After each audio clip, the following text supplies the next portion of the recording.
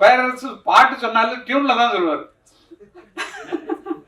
நீங்க அவர் படத்துல வர்ற பாட்டெல்லாம் கேட்டீங்கன்னா அவர் சொன்ன டியூன்ல தான் அவர் பாட்டெல்லாம் வந்திருக்கும். அந்த மாதிரி நான் கேட்டேன், உங்க படத்துக்கு நான் ஏதாவது பாட்டு எழுதுனா? இல்லை நான் விட மாட்டேங்க, நான் தான் எழுதிடுவேன் பாட்டு. உங்களை மாதிரி தான், உங்களை மாதிரி தான் அப்படின்னாரு. நான் முதல்ல எல்லாத்தையும் வச்சு எழுதினேன்.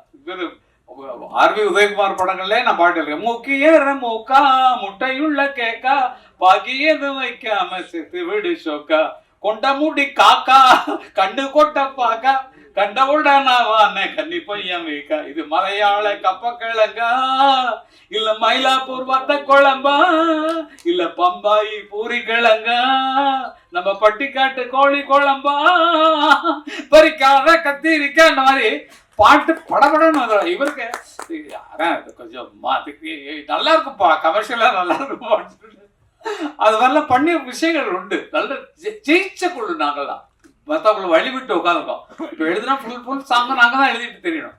அதனால மற்றவங்க புதுசாக வரவங்க என் பையன்கிட்ட நான் சொல்லிட்டே, நீ உங்கள் அப்பங்கிறதுக்காக ஒரு பாட்டு மட்டும் என்னை வச்சுக்க, மற்றவங்க உனக்கு யார் பிடிக்கிறாங்களோ அவங்களுக்கு பாட்டு. இப்போ உங்கள் படத்தில் கோட்டில் ஒரு பாட்டு, ஏ ஸ்விக்கி, ஏ சத்து, ஏ வச்சு அந்த அந்த மாதிரி, ஏ மூக்க, ஏ ராக்கு, ஏங்க ராமாயிங்கிற மாதிரி வெஷனில் போட்டோம். அவ்வளோதான். அதை போட்டு அதுக்கு எழுத சொல்லி இங்கிலீஷ் வேர்டெல்லாம் போட்டு நமக்கு தெரியாத வேர்டெல்லாம் உள்ள பூத்தி பாட்டு பண்ணோம். அதனால எந்த சூழ்நிலைக்கும் ஒத்து போற ஆட்கள் உங்களுக்கு பக்கபலமா எப்போதும் வந்திருக்காங்க, உங்க கூடவே இருக்கிறாங்க. எந்த நேரமே இவங்களை அழைக்கலாம். ஒரு கதை ரெடி பண்ணீங்கன்னா, இந்த மாதிரி ஆளுக்கு கதை ரெடி பண்ணிருக்கோம், அந்த கதையை கேட்டு சேஞ்சஸ் இருந்தா சொல்லுங்கன்னா அதுக்கு கூட நாங்கள் ரெடி. ஏன்னா சினிமா உலகத்தில் இருக்கோம். சினிமா வேலையை தவிர வேற எந்த வேலையும் கிடையாது.